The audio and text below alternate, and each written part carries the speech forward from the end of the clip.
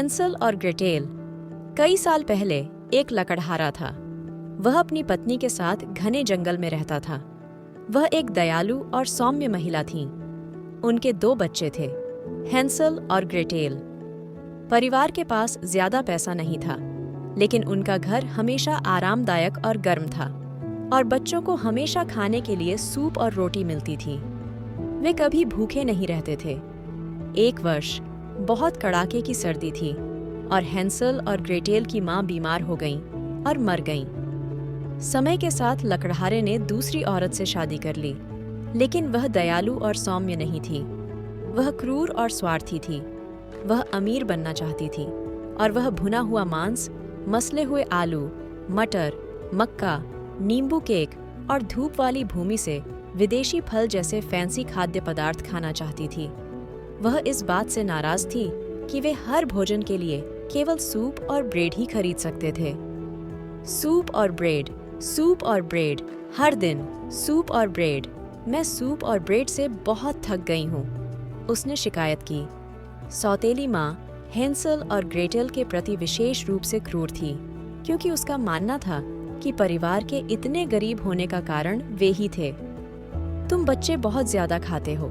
ये तुम्हारी गलती है कि हम केवल सूप और ब्रेड खाते हैं। वह चाहती थी कि बच्चे चले जाएं। एक दिन जब लकड़हारा लकड़ी काट रहा था, सौतेली माँ ने हैंसल और ग्रेटेल को अपनी झोपड़ी की रसोई में बुलाया।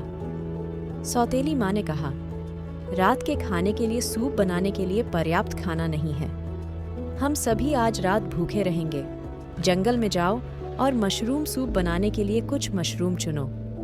मुझे पता है कि सबसे अच्छे मशरूम कहाँ उगते हैं। फिर उसने उन्हें सबसे भ्रमित करने वाली दिशाएं दी जिनके बारे में वह सोच सकती थी। वह जानती थी कि वे कभी भी अपने घर का रास्ता नहीं खोज पाएंगे। 2 घंटे के लिए उत्तर की ओर चलें, ऊंचे पेड़ों पर बाएं मुड़ें। 20 मिनट के लिए पूर्व की ओर चलें, सीधे आगे बढ़ें, धारा पार करें, मुख्य सड़क पर दाएं मुड़ें, पुल के नीचे चलें और फिर जंगल के अंदर 3 मील। आपको एक पेड़ के नीचे कुछ मशरूम मिलेंगे। अभी निकल जाओ ताकि आप रात के खाने के लिए समय पर वापस आ सकें। हैंसल और ग्रेटेल डरे हुए थे। वे जानते थे कि जंगल गहरा और अंधेरा है और खो जाना आसान था। चिंता मत करो, मेरे पास एक योजना है, हैंसल ने ग्रेटेल से फुसफुसाया। वह घर के पीछे गया और बगीचे से सफेद कंकड़ अपनी जेबों में भर लिया।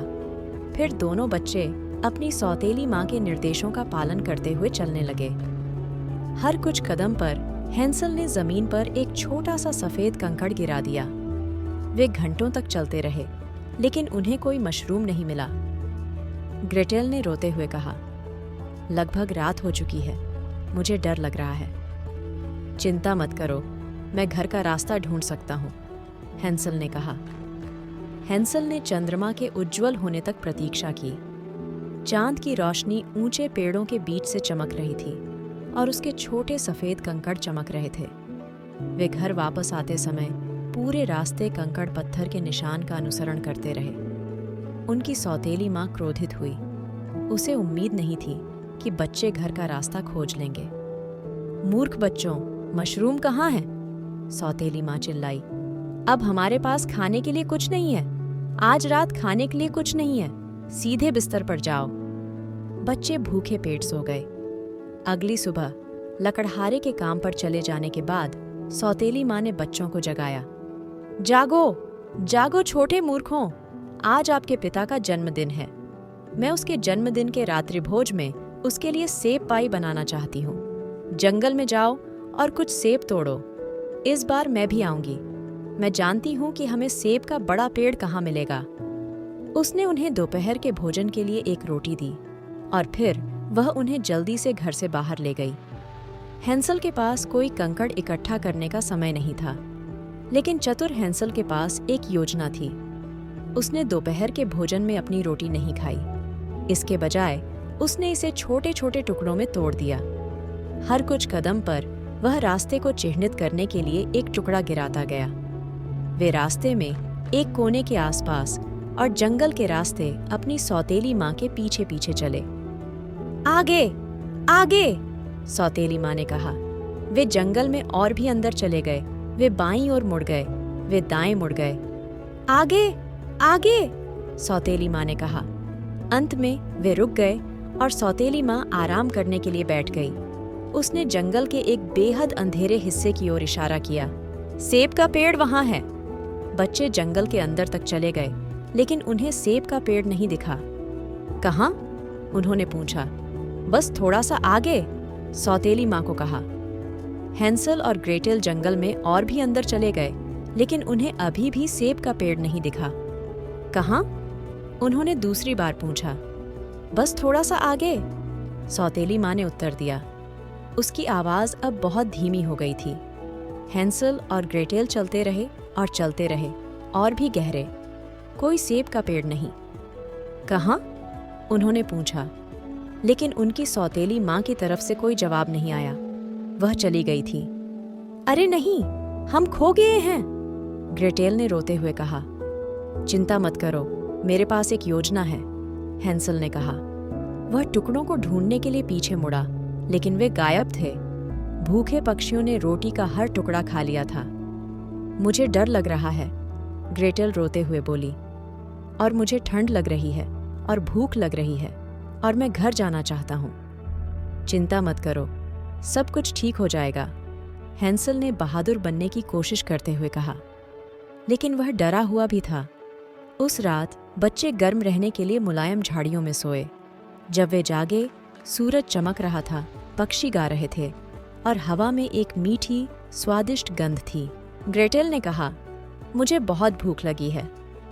मुझे लगता है कि मुझे कुकीज़ की गंध आ रही है। देखो, हंसल ने इशारा करते हुए कहा। एक घर। यह सबसे अजीब घर था जो उन्होंने कभी नहीं देखा था।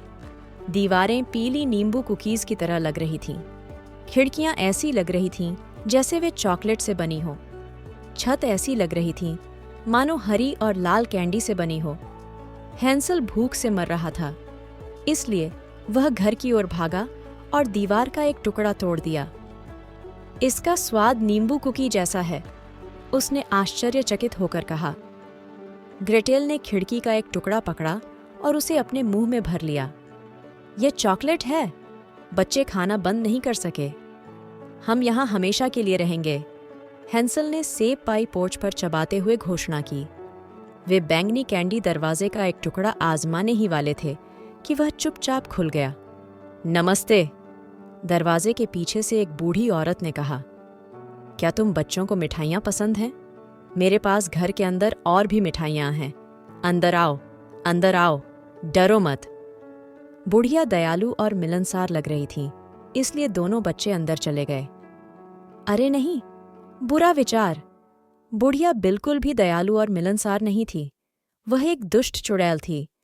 जैसे ही हैंसल और ग्रेटेल अंदर आए, उसने दरवाज़ा जोर से बंद कर दिया। बच्चे फंस गए।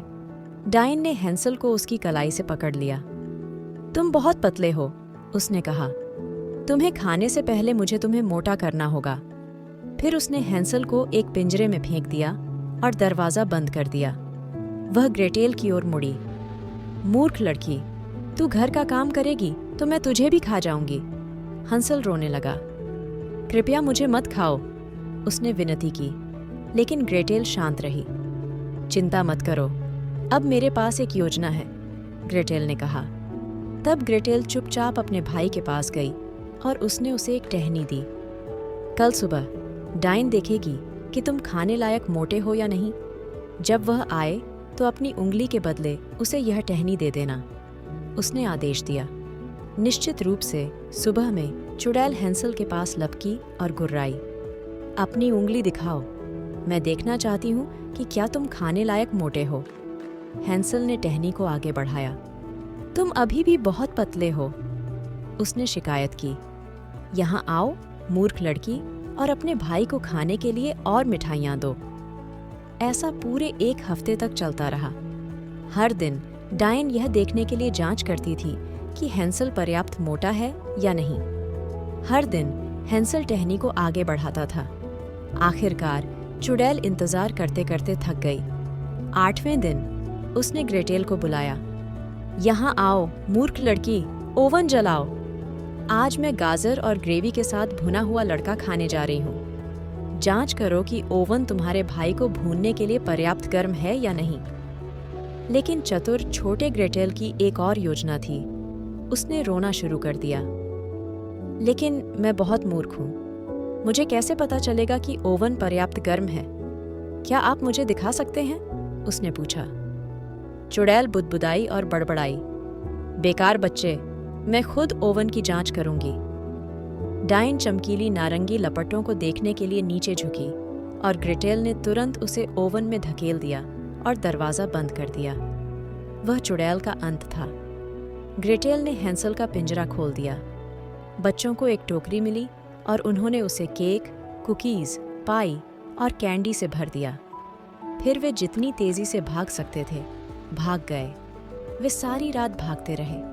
वे जंगल के रास्ते भाग गए। वे पुल के नीचे भागे। वे बाड़ के छेद से रेंग कर निकले। वे बाईं ओर मुड़ गए। वे दाएं मुड़ गए। बाएं, सही, बाएं, सही। आखिरकार उन्हें दूर किसी के लकड़ी काटने की आवाज़ सुनाई दी। यह लकड़हारा था। बच्चे दौड़कर अपने पिता के पास गए और उन्हें गले लगाकर चूमा। वह रोया और रोया, लेकिन असल में वह बहुत खुश था। मेरे प्यारे प्यारे बच्चों, तुम कहाँ थे? हैंसल और ग्रेटेल ने लकड़हारे को पूरी कहानी बताई। जब उसने सुना कि उनकी सौतेली माँ ने उन्हें जंगल में छोड़ दिया है, तो वह क्रोधित हुआ। उसने सौतेली माँ को तुरंत घर छोड़ने और फिर कभी वापस न लौटने का आदेश दिया। उस रात हैंसल और ग्रेटेल और उनके पिता ने देर रात जन्मदिन की पार्टी की। उन्होंने टोकरी से सारी मिठाइयाँ खा लीं। चेरी पाई, चॉकलेट केक, हरी और लाल कैंडीज, नीली लॉलीपॉप और जिंजर ब्रेड कुकीज़। उस वर्ष बाद में हैंसल और ग्रेटेल शहर में बेकरी का दौरा कर रहे थे जब उन्होंने एक बूढ़ी औरत को सिक्कों की भीख मांगते हुए देखा। यह उनकी सौतेली माँ थी। बच्चे, कृपया मेरी मदद करें, मैं भूख से मर रही हूँ, उसने विनती की। ग्रेटेल ने एक पल के लिए सोचा। वह बेकरी के अंदर गया और एक छोटी रोटी और सूप का एक छोटा कटोरा खरीदा।